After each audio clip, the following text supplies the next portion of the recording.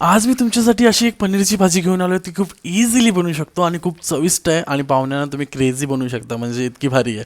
सुरुवातीला काय करायचं आहे, पनीरला असं लॉंग कट करायचं आहे. मी शेप असंच दिलं आहे, तुम्ही कुठल्याही शेपने कट करू शकता.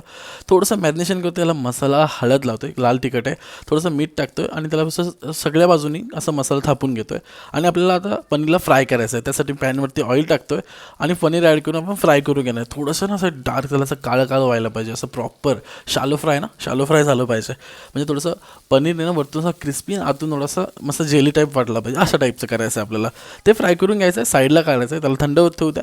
त्याच तेलामध्ये आपल्याला खडे मसाले ॲड करायचे. आता हे खडे मसाले बेसिक आहेत एकदम, मी पाहिजे तर डिस्क्रिप्शनमध्ये कॅप्शनमध्ये ॲड केले. चॉप केलेला कांदा याच्यामध्ये टाकायचा आणि मस्त परतून घ्यायचं तेलामध्ये. याला जास्ती शिजवायचं नाही, आपल्याला जास्त फक्त ट्रान्सपरंट करून घ्यायचं कांद्याला. अद्रक लसूणची पेस्ट ॲड करतो याच्यामध्ये, चॉप केलेली मिरची ॲड करतो आहे, तेही मिक्स करून घ्यायचं याच्यासोबत. आणि हे सगळं मिक्स करून आपल्याला असं मस्तपैकी याचा मसाला टाकायचे. हळद टाकायची थोडी नॉर्मल, याच्यामध्ये थोडी धनिया पावडर, लाल तिखट किंवा आगरी मसाला टाका, काश्मीरी मिरची पावडर टाका थोडीशी, आणि जिरा पावडर थोडी टाका आणि धनिया पावडर टाका मस्तपैकी. आणि थोडं थोडं पाणी ॲड करून हा मसाला शिजवून घ्या.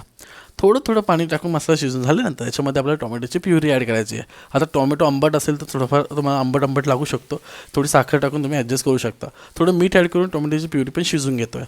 आता आपल्याला काय करायचं आहे, थोडी दही ॲड करायची. आता दही नॉर्मलवाली ॲड करा, एकदम खट्टीवाली करू नका, नाही तर मग सगळं खट्टा होऊन जाईल. थोडीशी दही ॲड केल्यानंतर आपण मिक्स करून घेतो आहे. पाणी याच्यामध्ये ॲड नाही केलं कारण की दहीमध्ये ऑलरेडी पाणी आहे. त्यानंतर त्याच्यावर टाकतो कसुरी मेथी, त्याच्यात थोडासा गरम मसाला, त्यानंतर त्याची कोथिंबीर, आणि हे सगळं टाकून मिक्स करून घेतो आहे आणि पनीर ॲड करतो आहे. आता पनीर ॲड केल्यानंतर जास्ती काय करायचं नाही, फक्त लबलबीत मिक्स करून घ्यायचं आहे. झाकण ठेवा, फक्त फ्लेवर येऊ द्या आणि देन सर्व करा तुम्ही भाकरी, चपाती, रोटी कशाही सोबत, आणि एन्जॉय करा ही मस्त अशी पनीरची भाजी.